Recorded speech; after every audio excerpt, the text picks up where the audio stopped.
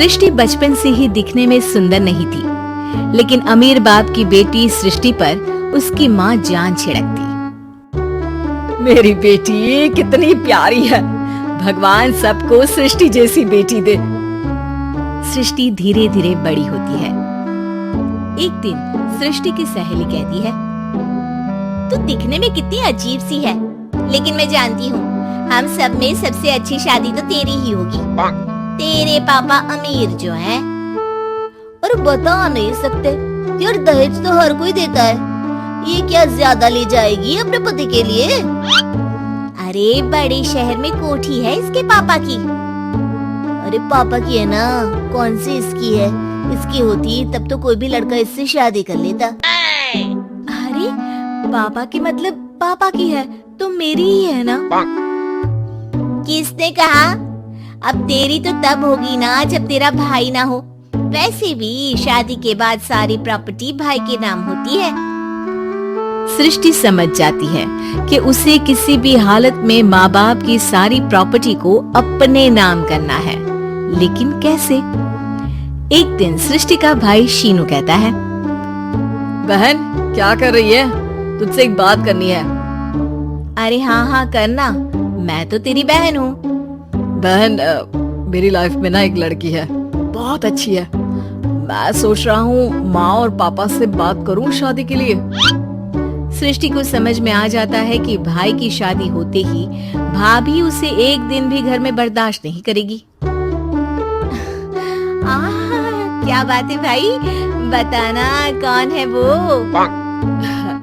यार वो बहुत अच्छी लड़की है, पढ़ी लिखी है, मेरे साथ जॉब भी करती है। बस एक प्रॉब्लम है। प्रॉब्लम? क्या प्रॉब्लम है भाई? यार वो शादीशुदा है, लेकिन उसके पति ने उसे सिर्फ इसलिए छोड़ दिया क्योंकि उसके माँ बाप दहेज नहीं दे पाए। सृष्टि ये सुनकर न जाने क्यों खुश हो जाती है। अरे भाई तो क्या हुआ, लड़की तुझे तो पसंद है ना? शीनू को लगता है कि बहन उसे समझ रही है। वो इस बात से अनजान होता है कि उसकी बहन की मंशा पूरा घर हड़पने की है। सृष्टि अपनी माँ से कहती है, मम्मी मुझे तो बहुत चिंता है, पता है शीनू क्या कर रहा है? अरे क्या कर रहा है, वो तो काम पर जाता है और वापस घर आता है। नहीं ना माँ, वो यही तो नहीं कर रहा, बाकी सब कर रहा है। आपको पता है उससे प्यार है, और वो भी एक शादीशुदा लड़की से। ये क्या हो गया? मैं सोसाइटी में क्या मुंह दिखाऊंगी? अरे तेरे पापा तो यही कहेंगे कि मैंने ही उसे बिगाड़ दिया है। माँ देखो, मेरी बात मानो, पापा पर भी विश्वास करने की जरूरत नहीं है। अब आप ही बताओ, पापा इतनी देर घर के बाहर रहते हैं क्यों? बोलो। अरे बेटा वो तो नौकरी करते हैं ना। तू बहुत भोली है माँ, पापा का ऑफिस तो 7 बजे खत्म हो जाता है, लेकिन देखो कितनी देर से आते हैं। अरे नहीं बेटा, ऐसी कोई बात नहीं है। सृष्टि माँ को एक औरत से बात करते पिता की फोटो दिखाती है। देखो माँ कैसे हैं पापा, मैं ना कहती थी कि पापा सही नहीं है। मैं तेरे पापा से बात करूंगी, दे फोटो मुझे। ओ माँ वो तो डिलीट हो गई। लेकिन चल, तूने तो देख लिया ना, पापा से बाद में बात कर लेना, और हाँ मेरा नाम बिल्कुल मत लेना। हाँ माँ। अब क्या था, सृष्टि के माँ और पिता के बीच झगड़ा होना शुरू हो जाता है। सृष्टि के मन में क्या चल रहा था कोई नहीं जानता था। एक दिन, माँ सृष्टि के लिए एक लड़का देखा है, वो लोग शाम को उसे देखने आने वाले हैं। और हाँ माँ, एक खुशखबरी, मैं और पापा मिलकर एक नया बिजनेस ट्राई कर रहे हैं। शाम को लड़का आता है, सांवले रंग का। सृष्टि को तो बिल्कुल भी पसंद नहीं आता। लड़की की माँ कहती है, लड़की का चेहरा तो कोई खास नहीं, लेकिन अगर मेरे बेटे को आप लोग सेटल कर दे तो मैं उसकी शादी आपकी बेटी से करवा दूं। सृष्टि को लड़का बिल्कुल पसंद नहीं था।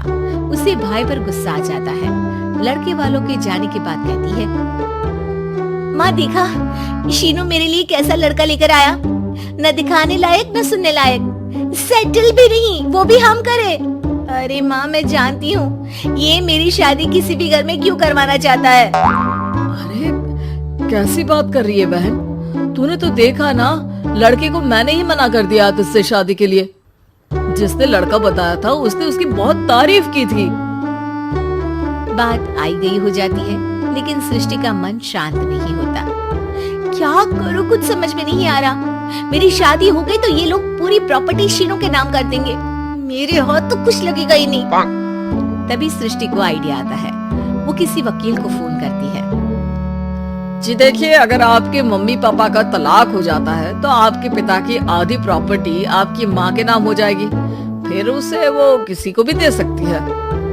सृष्टि अब माँ को बेटे के खिलाफ भरती है। माँ, शीनू पर नजर रखा करो। वो जिस लड़की के प्यार में है ना, वो शादीशुदा है।